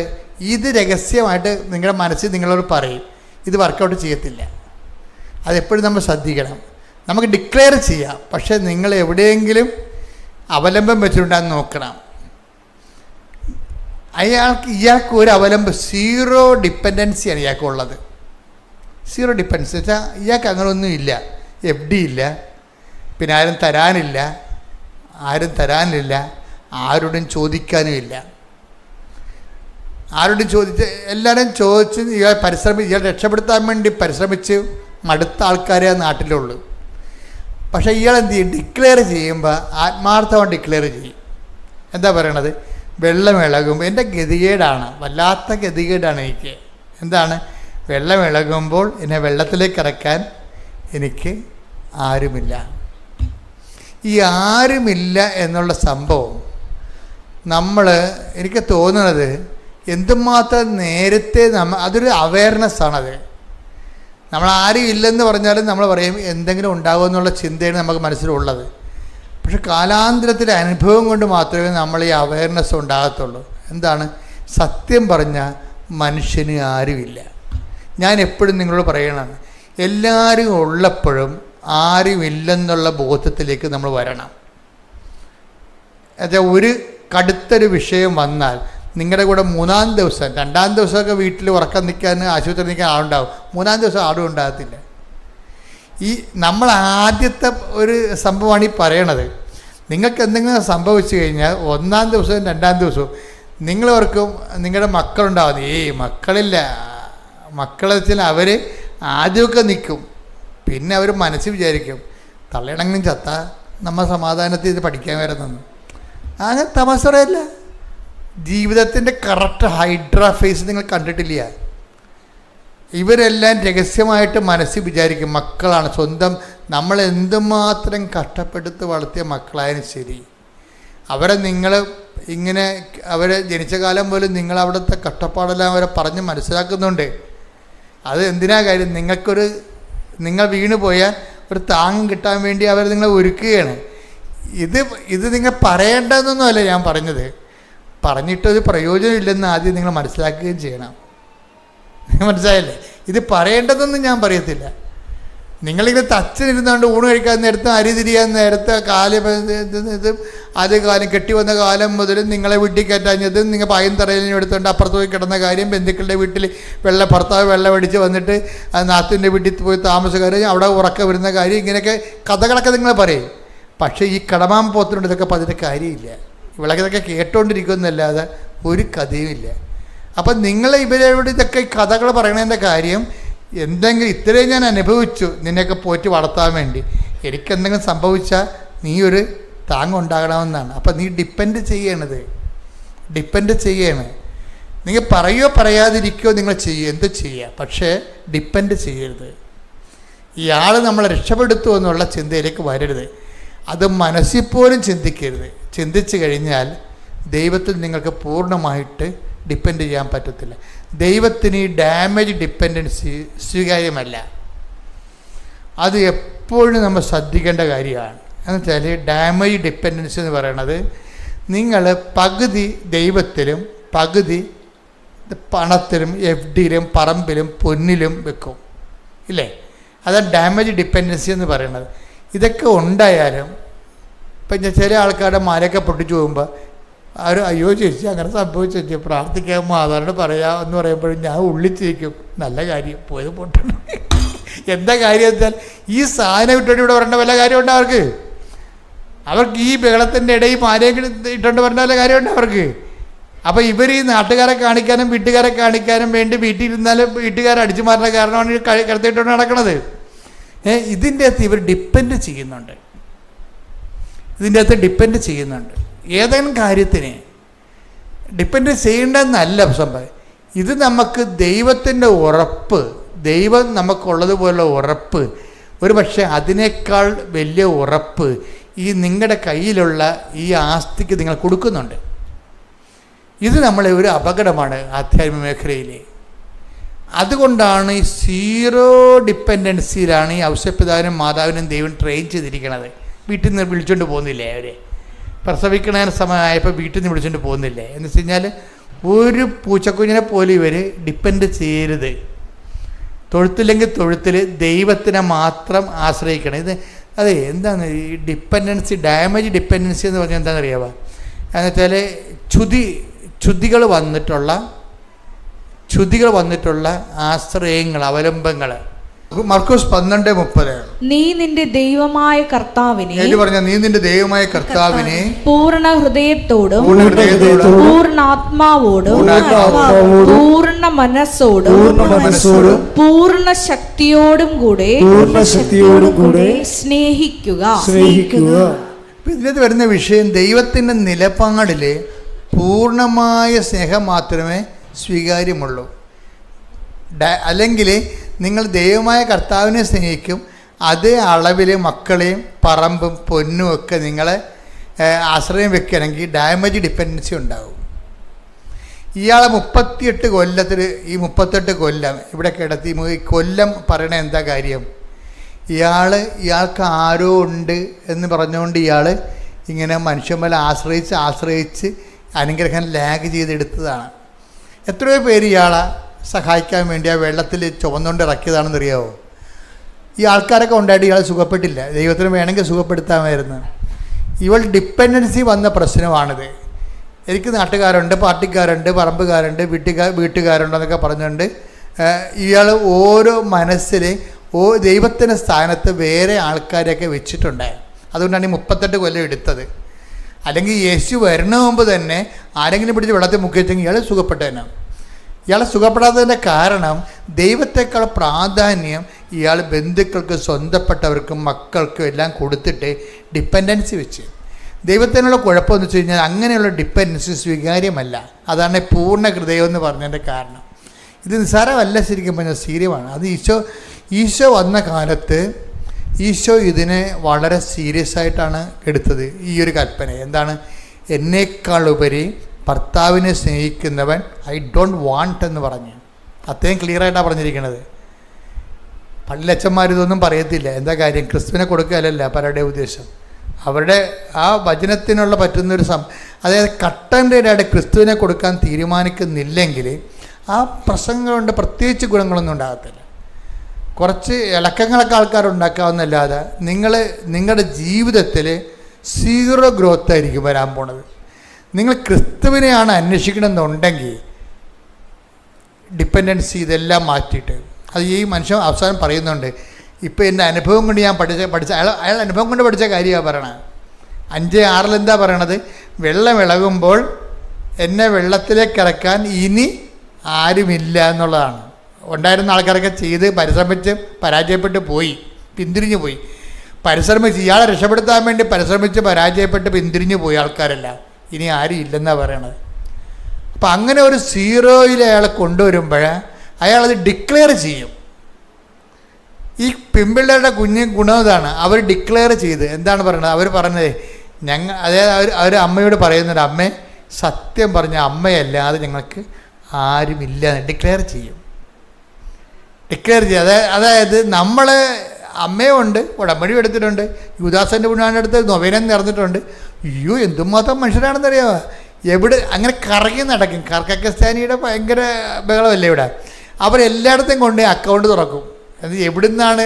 ഇനി കൃപാസത്തിൽ നിന്നാണ്, ഇനി യുദാസൻ്റെക്ക് എന്നാണ്, അന്തൂരിതിനൊക്കെ എന്നാണ് അറിയത്തില്ലല്ല. അതുകൊണ്ട് എല്ലായിടത്തും കൊണ്ട് പണി വയ്ക്കും. എല്ലാവരും കൊണ്ട് നിങ്ങൾക്കിട്ട് പണിയുകയും ചെയ്യും.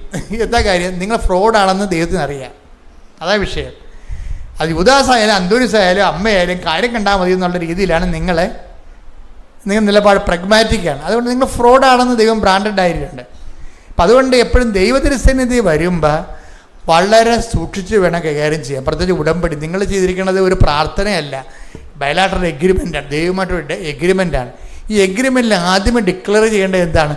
ഞാൻ ഉടമ്പടി എടുക്കേണ്ട കാരണം എന്ന് വെച്ച് കഴിഞ്ഞാൽ ഉടമ്പടിയിലോട്ട് എനിക്ക് പ്രാർത്ഥിച്ചാൽ മതിയായിരുന്നു. പലരോടും പ്രാർത്ഥിക്കുന്ന വ്യക്തിയാണെങ്കിൽ നിനക്ക് പ്രാർത്ഥിച്ചാൽ മതി. പക്ഷെ ഉടമ്പടി വരുമ്പോൾ ബാക്കിയെല്ലാം കട്ട് ചെയ്ത് കളയണം നീ. എന്താ കാര്യം? ഉടമ്പടി അവസാനത്തെ ഓപ്ഷനാണ്. എല്ലാം പരാജയപ്പെട്ട് കഴിയുമ്പോൾ, സമയവും നിന്നെ തോൽപ്പിച്ച് കഴിയുമ്പോഴാണ് നീ ഉടമ്പടിയിലോട്ട് വരണത്. ഉടമ്പടിയിലോട്ട് വന്നിട്ടും നിങ്ങൾ അവിടെ ഇവിടെയും പോയി ഡിപ്പെൻഡൻസി കാണിച്ചു കഴിഞ്ഞാൽ സ്വാഭാവികമായിട്ട് ഉടമ്പടിക്ക് അവിശ്വസ്തത വരും. നിങ്ങൾക്ക് വരികയൊക്കെ ചെയ്യാം, അതൊന്നും പ്രശ്നമൊന്നുമില്ല. കാര്യം എന്താ പ്രശ്നം വെച്ചാൽ നമ്മൾ ശ്രദ്ധിക്കേണ്ടത് ഉടമ്പടി ഒരു നിവൃത്തിയില്ലാത്തവൻ്റെ അവസാനത്തെ ഓപ്ഷനായിട്ടാണ് ഇത് വരണത്. അപ്പോൾ അങ്ങനെ വരുമ്പോൾ അങ്ങനെ ആയിരിക്കണം.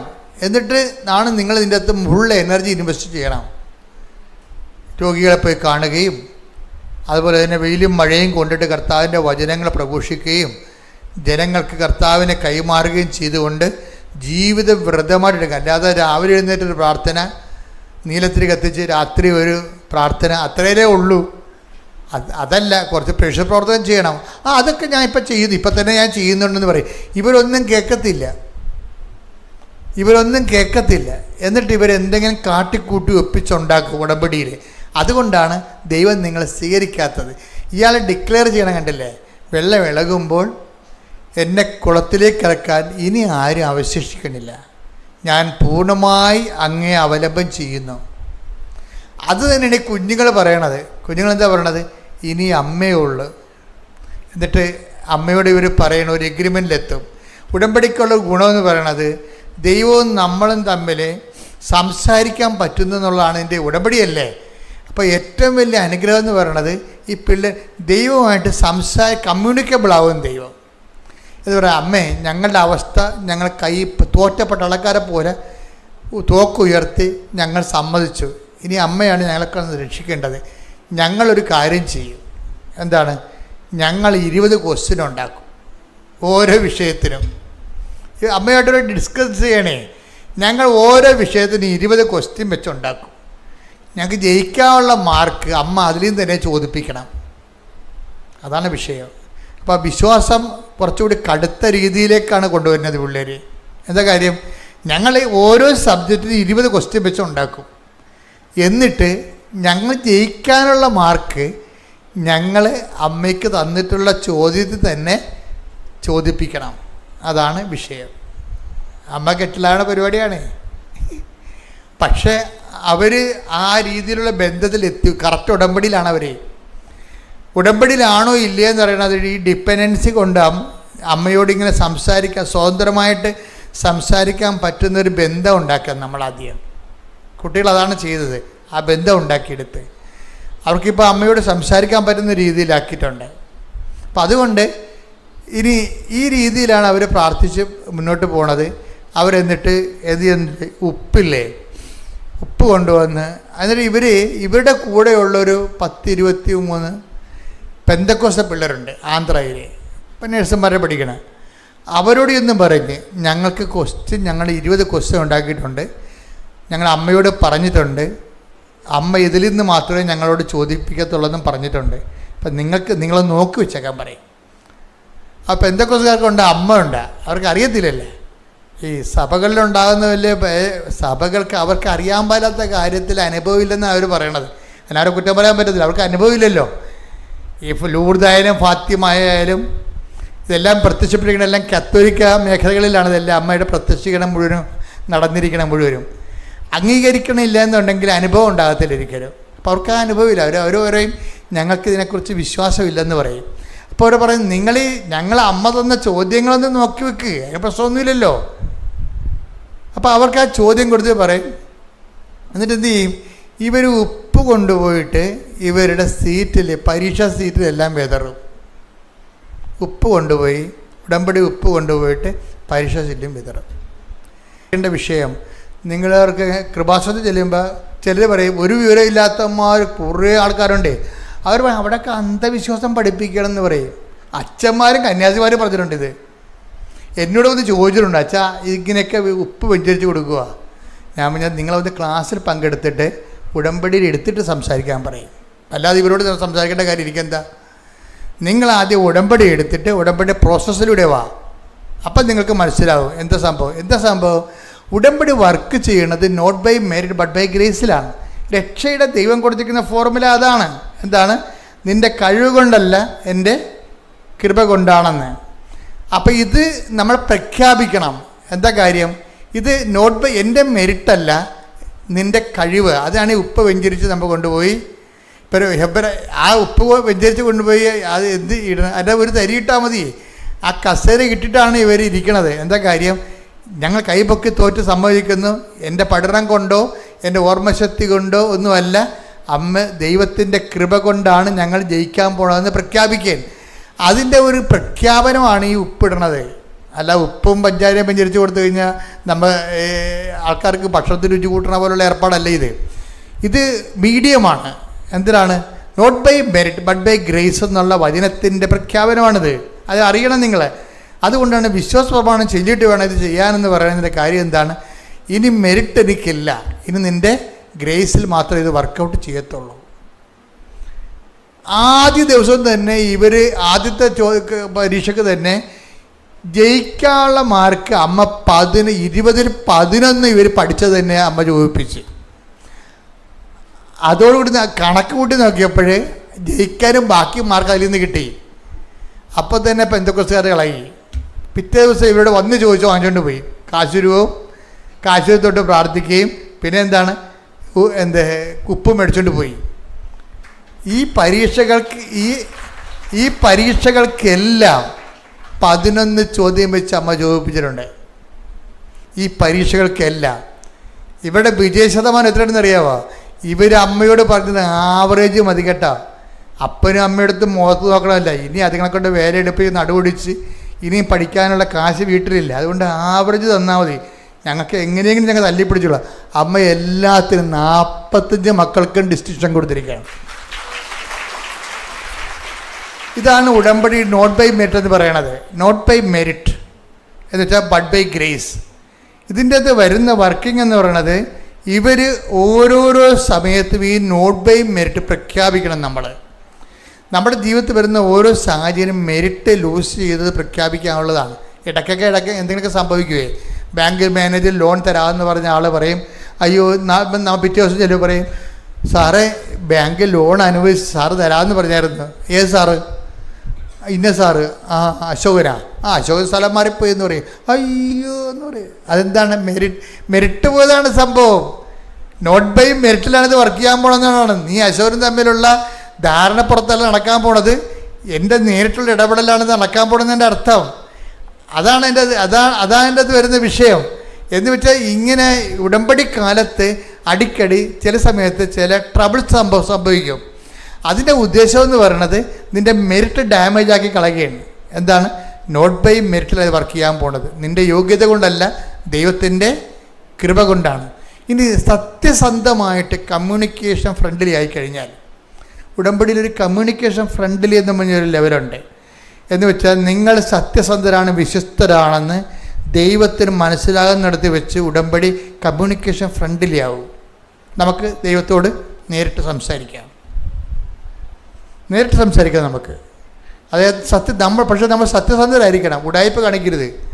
ആ ഉടമ്പടിയുടെ 90 ദിവസം വരെ കാര്യം കാണാൻ വേണ്ടി കഴുതക്കാരും പിടിക്കണ പോലെ കഴുതക്ക് പോലെ അമ്മയുടെ കാരക്കയറി പിടിച്ചുകൊണ്ട് നടക്കുന്ന പാർട്ടിയാണ് പകുതി മുക്കാലും ഉള്ളത്. അതുകൊണ്ടാണ് ഈ പണി കിട്ടുന്നത്.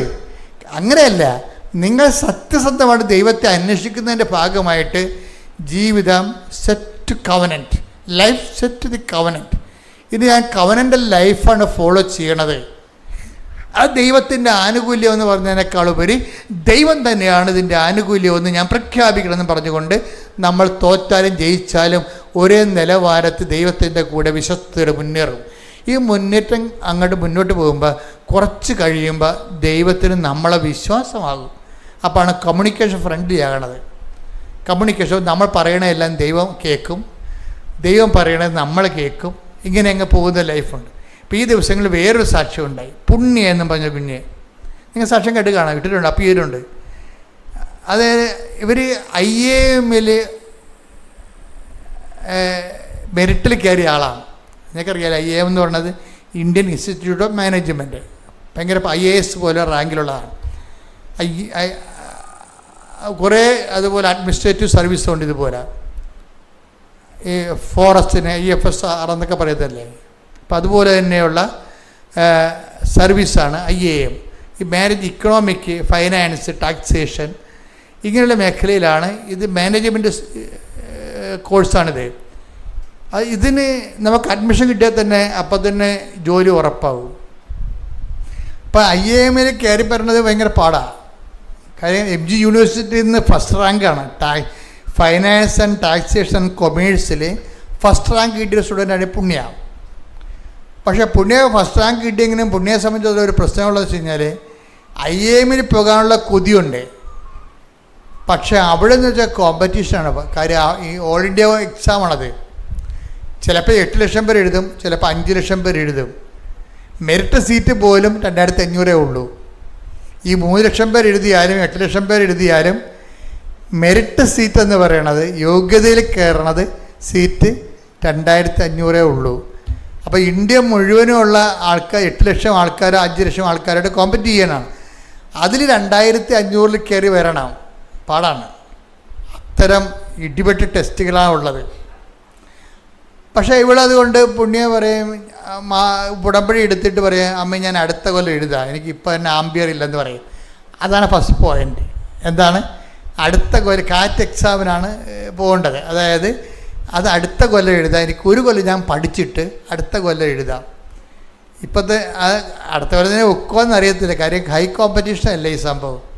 പക്ഷെ ഉടമ്പടി എടുത്തു കഴിഞ്ഞ് കുറച്ച് കഴിഞ്ഞപ്പോൾ തോന്നി ഈ ഒരു കൊല്ലം വെറുതെ കളയണ എന്താ, എഴുതി നോക്കാമെന്ന് പറയും.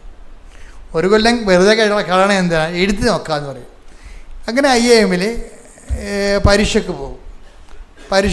IIM-ൽ പരീക്ഷയ്ക്ക് പോയി കഴിഞ്ഞിട്ട് അപ്പോൾ 2 ആഴ്ച സംബന്ധിച്ചിടത്തോളം 2 ആഴ്ച ഈ ഇംഗ്ലീഷ് ഇവർക്ക് ഭയങ്കര ഫ്ലുവൻ്റാണ്. പക്ഷെ മാത്സിൻ്റെ അകത്ത് വരുമ്പോൾ വെള്ളം കുടിക്കും. അപ്പോൾ അതുകൊണ്ട് മാത്സ് എന്തുമാത്രം അവസാനം അത് തലക്കയറാത്തൊരവസ്ഥ വന്നു. അപ്പോൾ ഇവൾ അമ്മയോട് കമ്മ്യൂണിക്കേറ്റ് ചെയ്യും. അമ്മയോട് പറയും, അമ്മ എൻ്റെ IIM ഓണർ ചെയ്യുന്നുണ്ടോ എന്ന് ചോദിക്കും. അതായത് കമ്മ്യൂണിക്കേഷൻ ഫ്രണ്ടിൽ എന്ന് പറയണത്. അമ്മ IIM ഓണർ ചെയ്യുന്നുണ്ടെങ്കിൽ എനിക്കതിന് എന്നെ ബോധ്യപ്പെടുത്തുമെന്ന് പറയും. അമ്മ അവിടെ ഉണ്ടെന്നുള്ളതിനെ എന്നെ ബോധ്യപ്പെടുത്തുമെന്ന് പറയും. അപ്പോൾ കമ്മ്യൂണിക്കേഷൻ പോകണം. അമ്മ അവിടെ ഉണ്ട്, പരീക്ഷാ ഹാളിൽ ഉണ്ടെന്ന് എന്നെ ബോധ്യപ്പെടുത്തണമെന്ന് പറയും. അതിന് ഇവൾ 3 കണ്ടീഷൻസ് അമ്മയോട് വെക്കും. എന്താ വെക്കണം? ഒന്നാമത്തെ കണ്ടീഷൻസ്, എൻ്റെ ഇൻവിജിലേറ്റർ അമ്മയുടെ കളറിൽ ബ്ലൂവിൽ വരണം. പിന്നെ എൻ്റെ ബയോമെട്രിക്സിൽ എൻ്റെ ഇൻവിജിലേറ്റർ അയാൾ ഗ്രീനിൽ വരണം. എനിക്ക് അവിടെ തന്നെ കമ്പ്യൂട്ടറിൽ 7 എന്ന് പറഞ്ഞ നമ്പർ ഉണ്ടാകണം. എങ്കിൽ ഈ പരീക്ഷ അമ്മ എഴുതുമെന്ന് ഞാൻ മനസ്സിലാക്കുമെന്ന് പറയും. ഇതാണ് ഇവർ തമ്മിലുള്ള കമ്മ്യൂണിക്കേഷൻ എന്ന് പറഞ്ഞ ഇതാണ്. നിങ്ങൾ നോക്കിയാൽ ഉടമ്പടി എന്ത് റേഞ്ചാണെന്ന് നോക്കിയേ. ഇങ്ങനെ വളരുകയാണ് മനുഷ്യരെ. ഉടമ്പടി ഒപ്പം ദൈവമായിട്ട് വിളിപ്പുറത്ത് നിന്ന് അങ്ങോട്ടും ഇങ്ങോട്ടും സംസാരിച്ച് ടേംസ് ആൻഡ് കണ്ടീഷൻസ് ഫിക്സ് ചെയ്തിട്ട് ഇവിടെ ടേംസിലേക്ക് അമ്മ വരണ ഭയങ്കര രസമാണ്. ഇവർ ചെല്ലുമ്പോൾ എക്സാം ഹോളിലോട്ട് ചിലപ്പോൾ തന്നെ ഇൻവിജിലേറ്റർ ഈ പറഞ്ഞിരിക്കുന്ന ബ്ലൂ കളറിലേക്ക് വരും. അതിൻ്റെ ആ എക്സാം കഴിഞ്ഞതിന് ശേഷം ബയോമെട്രിക്സ് ചെല്ലുമ്പോൾ അയാൾ ഗ്രീനിൽ ഇങ്ങോട്ട് വരും, ഗ്രീൻ ഷർട്ടൊക്കെ ഇട്ട് വരും. ഇനി കമ്പ്യൂട്ടർ ചെല്ലുമ്പോൾ കമ്പ്യൂട്ടർ എന്താ അവൾ 7 എന്നാണ് പറയണത്. 7 എന്ന് അവൾ പറഞ്ഞാൽ ഞാൻ 7 എന്ന് അമ്മയോട് പറയാൻ കാര്യം 7 അല്ലേ അമ്മയുടെ ഡേറ്റ്, അമ്മ പ്രത്യക്ഷപ്പെട്ടത് 7 അല്ലേ, അതാണ് വിഷയം. അതുകൊണ്ടാണ് എൻ്റെ കമ്പ്യൂട്ടറിൽ 7 നമ്പർ ഉണ്ടാകണം. അപ്പോൾ നോക്കി കമ്പ്യൂട്ടർ കൊടുത്തപ്പോൾ 1771 ഇത്രയും ക്ലിയറാണ്.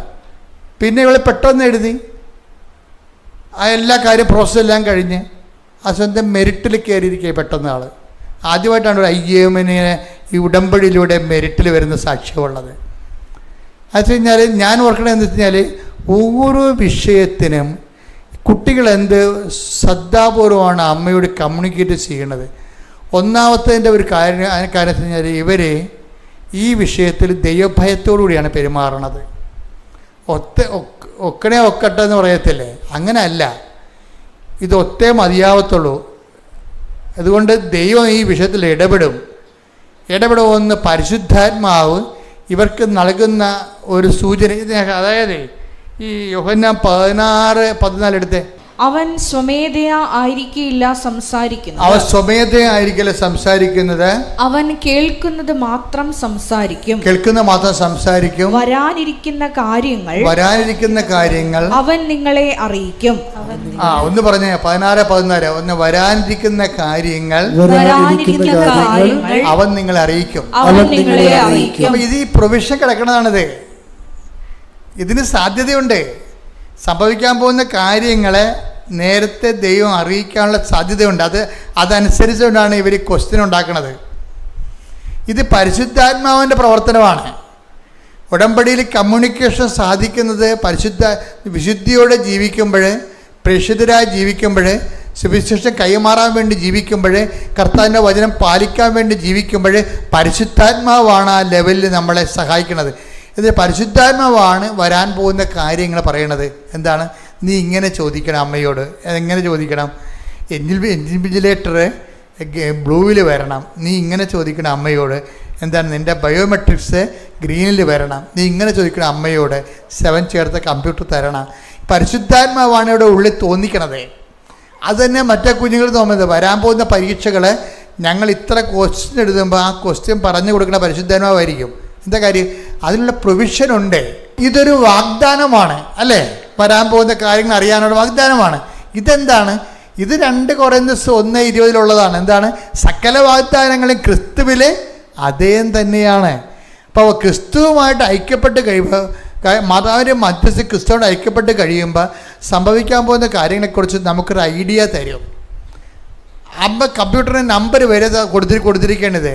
ഇതെന്ന് പറയുന്നത് കമ്മ്യൂണിക്കേഷൻ ഫ്രണ്ട്ലി ആയിട്ട് വരണതാണ്.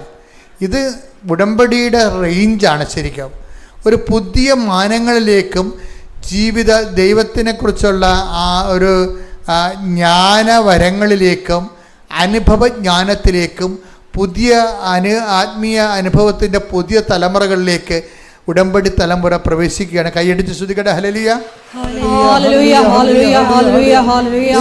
മഹത്വം, മഹത്വം, ആരാധന, ആരാധന.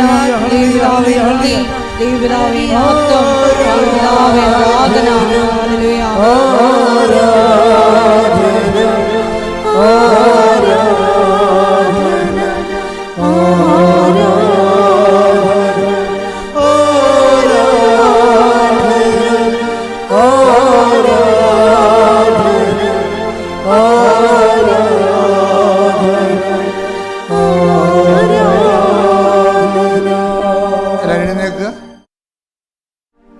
രോഗസൗഖ്യ പ്രാർത്ഥനയുടെ സമയമാണ്.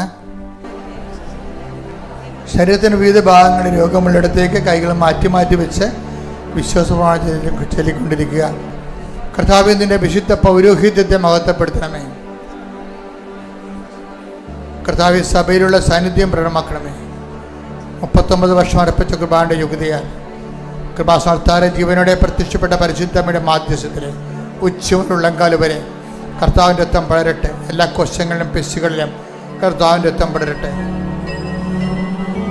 ആമാശയ രോഗങ്ങൾ, കുടരോഗങ്ങൾ, കുടലത്തടിപ്പുകൾ, കുടലിടിയുന്ന ആമാശയം ഇടിയുന്ന അവസ്ഥകൾ കർത്താവിൻ്റെ നാമത്തിൽ സൗഖ്യമാകട്ടെ.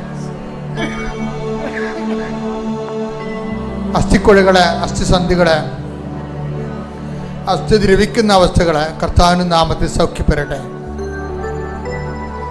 ശരീരം വരഞ്ഞു വരഞ്ഞു വരുന്ന അവസ്ഥകൾ, ത്വക്കുകൾ വരഞ്ഞു വരഞ്ഞു വരുന്ന അവസ്ഥകൾ,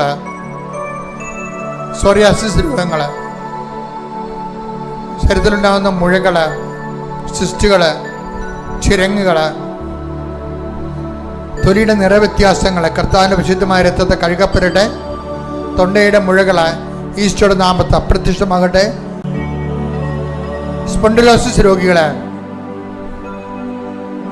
കർത്താവിൻ്റെ തിരുമുറിവാടുന്ന വലതുകരം പിൻകഴുത്തിൽ വെക്കട്ടെ.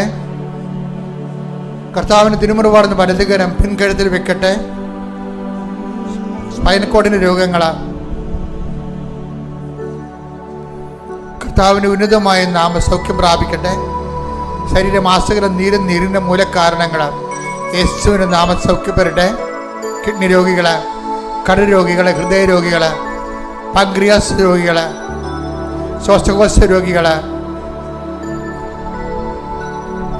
കർത്താവിന്റെ നാമത്തിൽ സൗഖ്യം പ്രാപിക്കട്ടെ. സ്തുതിക്കട്ടെ. ഹല്ലേലൂയ, ഹല്ലേലൂയ, ഹല്ലേലൂയ, ഹല്ലേലൂയ, ഹല്ലേലൂയ. എല്ലാവരും അനുസരിച്ചുകൊണ്ട് അങ്ങയുടെ നാമത്തെ ഈ ആരാധനയിലൂടെ വീണ്ടും വീണ്ടും മഹത്വപ്പെടുത്തണമേ.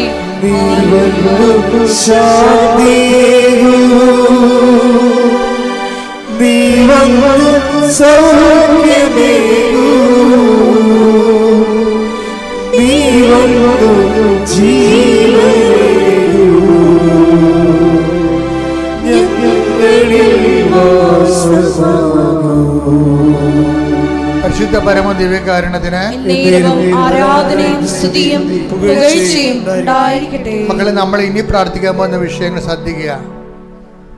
ഇനി പ്രാർത്ഥിക്കാൻ പോകുന്ന കാര്യങ്ങൾ ജോലി അന്വേഷിക്കുന്നവര്, ആർക്ക് വേണ്ടി അച്ഛൻ പ്രാർത്ഥിക്കേണ്ട സമയമാണ്. കർത്താവ് വിഷയത്തിൽ ഇടപെടും. ജോലി നഷ്ടപ്പെട്ടവരെ, നഷ്ടപ്പെട്ട ജോലിയിൽ തന്നെ പ്രവേശിക്കാൻ വേണ്ടി ആഗ്രഹിക്കുന്നവരുണ്ട്. പരിശുദ്ധ അമ്മയുടെ പ്രത്യേക സഹായം അവർക്ക് ലഭിക്കാൻ വേണ്ടി പ്രാർത്ഥിക്കുന്ന സമയമാണിത്.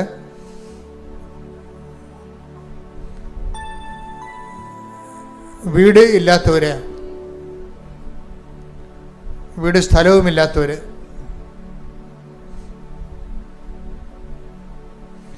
ഭവന നിർമ്മാണത്തിന് അടുത്ത മാസം കെട്ടിയിട്ടിരിക്കുന്നവർ, മുകളിലോട്ട് പണിയാൻ വേണ്ടി തടസ്സങ്ങളുള്ളവർ, സാമ്പത്തിക തടസ്സം, നിയമപരമായ തടസ്സം, പലതര തടസ്സം അനുഭവിക്കുന്നവർ, വിവാഹ തടസ്സമുള്ളവർ, മക്കളില്ലാത്തവർ,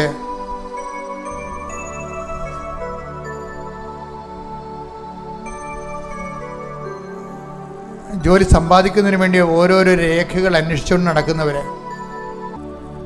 പല എതിർപ്പുകളും തടസ്സങ്ങളും ഓഫീസ് ലെവലിൽ നിന്നും ഉന്നത സ്ഥാനങ്ങളിൽ നിന്നും അനുഭവിക്കുന്നവർ,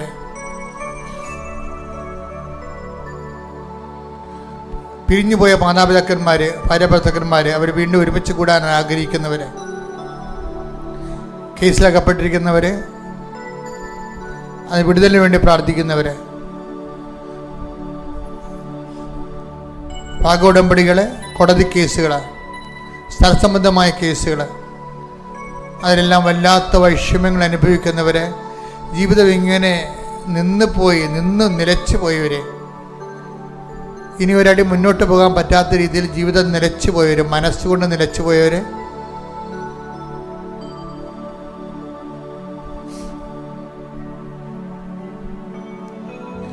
എന്ത് ചെയ്യണം, എന്ത് ചെയ്താൽ ഗതി പിടിക്കുമെന്ന് അറിയാൻ പാടില്ല, ഒരു ഐഡിയ പോലും, ആശയം പോലും കിട്ടാതിരിക്കുന്നവർ,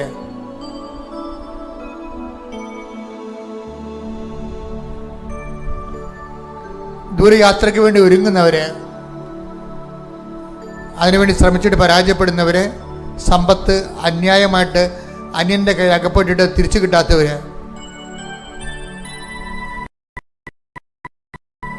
ചില വസ്തുക്കൾ നിലമായി കിടക്കുന്നത് പുരയിടമാക്കാൻ വേണ്ടി ശ്രമിച്ചിട്ട് നടക്കാതിരിക്കുന്നവർ, പല വ്യക്തികൾ എല്ലാം വട്ടം ചവിട്ടി ഒന്നും നടക്കാത്ത രീതിയിലാക്കിയിരിക്കുന്നവർ, കുടുംബത്തിൽ പരസ്പര സ്നേഹമില്ലാതെ പരസ്പരം പഴിചാരിക്കൊണ്ട് ഒന്നും ചെയ്യാൻ അനുവദിക്കാത്ത രീതിയിൽ ദുർവിധിയാണെന്ന രീതിയിൽ മനസ്സിടിഞ്ഞു പോയവർ, ഇവരുടെ മേലെല്ലാം കർത്താവിൻ്റെ ശക്തി അതിശക്തമായ രീതിയിൽ ദൈവത്തിൻ്റെ കൃപയ്ക്ക് വേണ്ടി ഇവരെ ഭരമേൽപ്പിച്ചുകൊണ്ട് ഇടിമുഴക്കം പോലെ സ്തുതിക്കട്ടെ. ഹല്ലേലൂയ, ഹല്ലേലൂയ, ഹല്ലേലൂയ, ഹല്ലേലൂയ.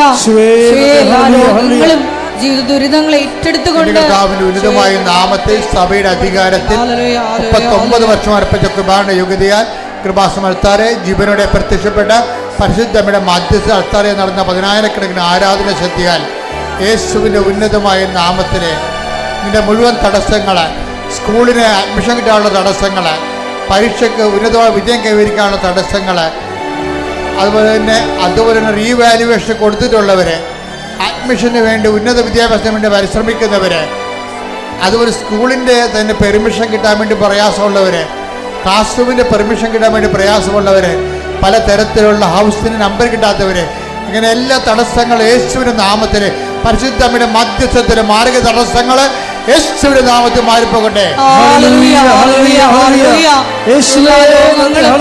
ദുരിതങ്ങളും തടസ്സങ്ങളും നീങ്ങിപ്പോയിക്കൊണ്ട് നാമത്തെ ആരാധനയിലൂടെ വീണ്ടും വീണ്ടും മഹത്വപ്പെടുത്തണമേ. യേശുവേ നന്ദി, യേശുവേ ആരാധന. ഹല്ലേലൂയ.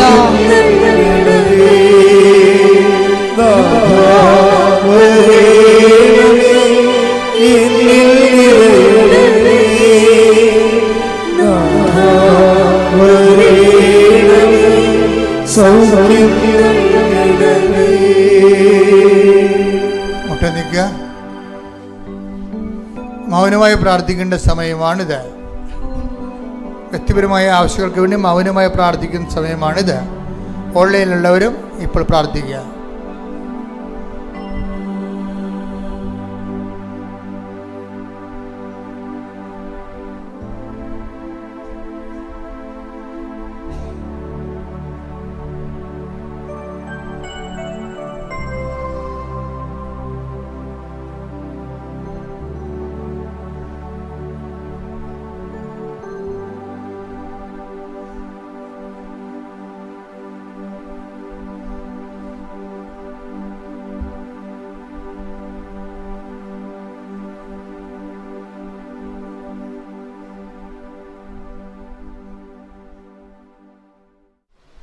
ഒരിക്കൽ കൂടി മരിയൻ ഉടമ്പടിയിൽ സമർപ്പിച്ചിരിക്കുന്ന എല്ലാ വിഷയങ്ങളും ദൈവമാതാവിൻ്റെ മധ്യസ്ഥയിൽ ദിവ്യകാരുണ്യ സന്നിധിയിൽ നമുക്ക് വിട്ടുകൊടുത്ത് പ്രാർത്ഥിക്കാം.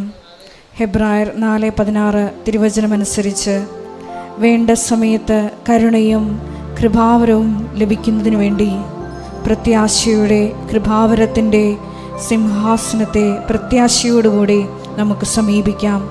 ദൈവമാതാവിൻ്റെ പ്രത്യേകമായിട്ടുള്ള മധ്യസ്ഥം ഈ സമയം നമുക്ക് യാചിക്കാം.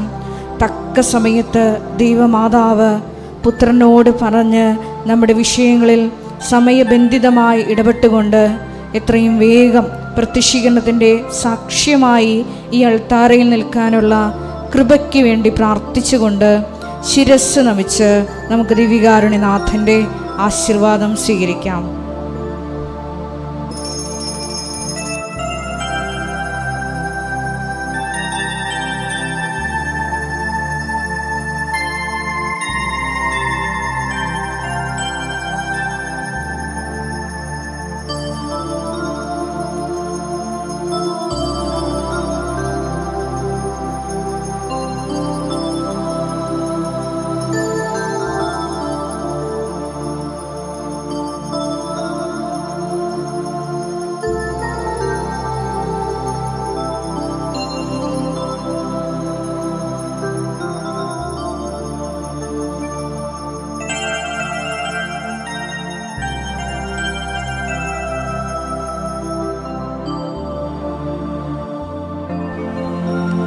പരിശുദ്ധ പരമ ദിവ്യകാരുണ്യമേ, എന്നുമെന്നും അങ്ങേക്ക് ആരാധന. പരിശുദ്ധ പരമ ദിവ്യകാരുണ്യമേ, എന്നുമെന്നും അങ്ങേക്ക് പരിശുദ്ധ പരമ ദിവ്യകാരുണ്യമേ, എന്നുമെന്നും അങ്ങേക്ക്